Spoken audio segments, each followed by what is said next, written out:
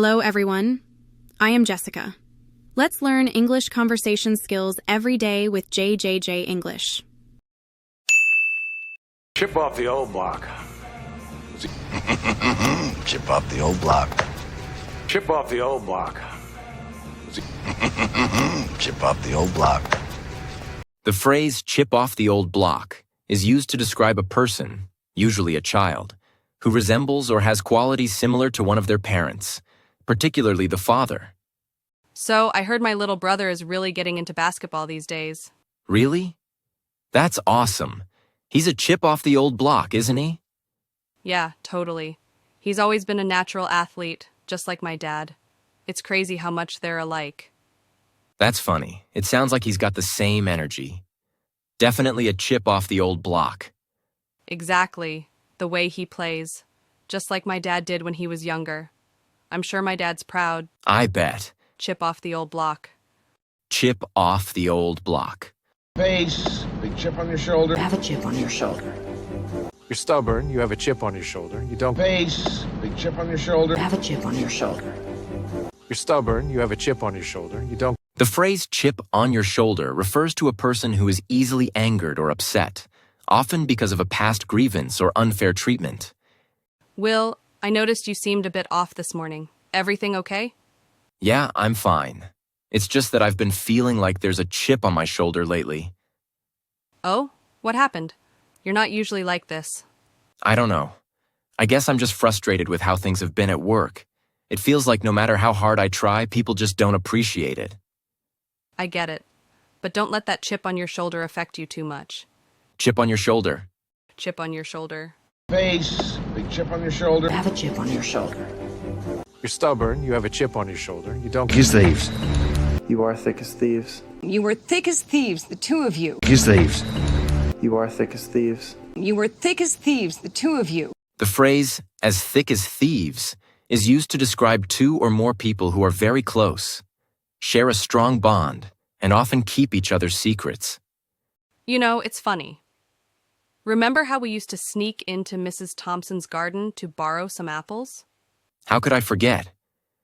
We were as thick as thieves back then, always plotting something mischievous. Oh, absolutely. Even when we got caught, we never ratted each other out. We had each other's backs, no matter what. Yeah, we were unstoppable, as thick as thieves and proud of it. As thick as thieves. As thick as thieves. Kiss thieves. You are thick as thieves. You were thick as thieves, the two of you. Clam up and... You clam up! Clam up and... You clam up! The phrase clam up means to stop talking suddenly or to refuse to speak, especially when someone feels uncomfortable or anxious. Will, you've been really quiet today. What's going on? Oh, I'm just thinking about the meeting we have later. I know the boss is going to ask about my project, and I'm not ready. I get that. But you're usually so confident. Why are you clamming up now? I don't know, Rachel. Every time I try to talk about it, I get nervous and clam up. I just don't want to mess it up. You've got this, Will. Don't clam up during the meeting. Just breathe and explain it calmly. Yeah, you're right. I shouldn't let the nerves take over. Thanks for the pep talk, Rachel. Clam up. Clam up. Clam up and... You clam up! Oh yeah. Clear as mud. This thing is about as clear as mud. Oh yeah. Clear as mud. This thing is about as clear as mud. The phrase clear as mud is used sarcastically to describe something that is extremely confusing or unclear.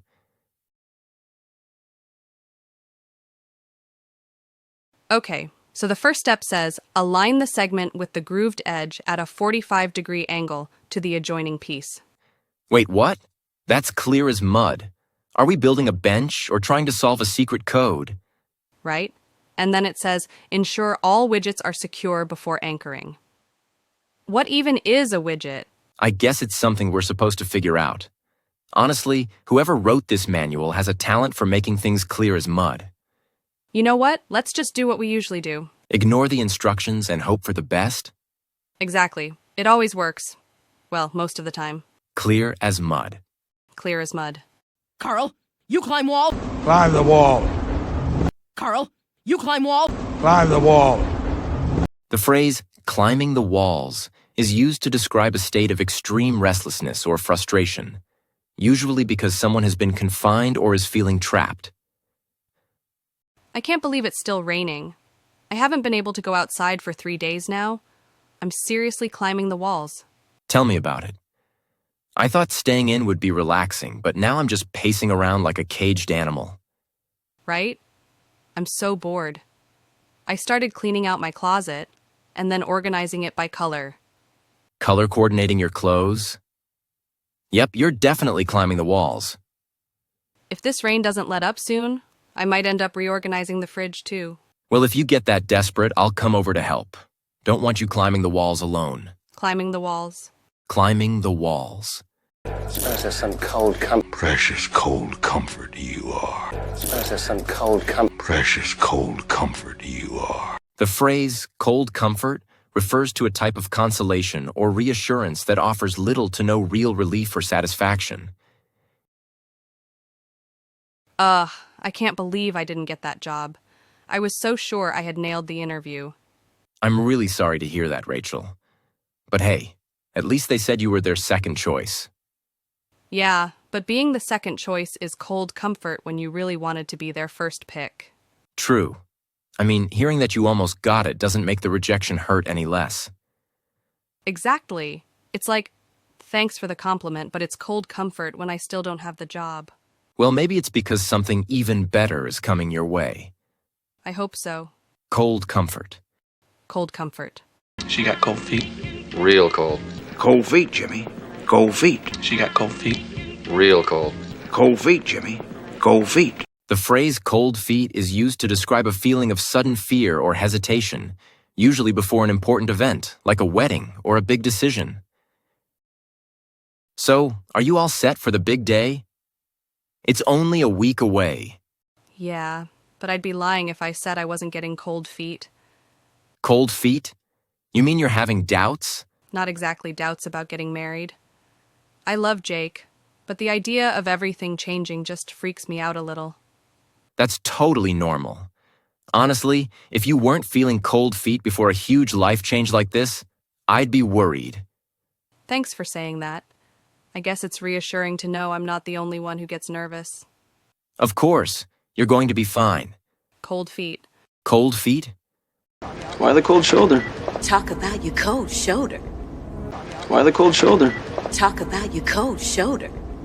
The phrase cold shoulder means to deliberately ignore or show a lack of warmth to someone, usually as a way of expressing displeasure or rejection. You won't believe what happened. I ran into Emily yesterday and she completely gave me the cold shoulder. Wait, seriously? What happened? I thought you two were getting along fine. So did I. But ever since I didn't go to her birthday party, she's been acting like I don't exist. Ah, that explains it. I mean, missing her party was a big deal for her, but giving you the cold shoulder seems a bit extreme. Exactly. I apologized and everything. I get that she's upset, but treating me like this feels so unfair. Maybe she needs more time to cool off. But if she keeps giving you the cold shoulder, maybe it's time to have an honest talk. You're right. I'll try to reach out again and see if we can sort things out. Cold shoulder. Cold shoulder. Close but no cigar list. Close but no cigar. Close but no cigar. Close but no cigar list. Close but no cigar. Close but no cigar. The phrase, close but no cigar, means that something was almost successful but ultimately failed by a small margin.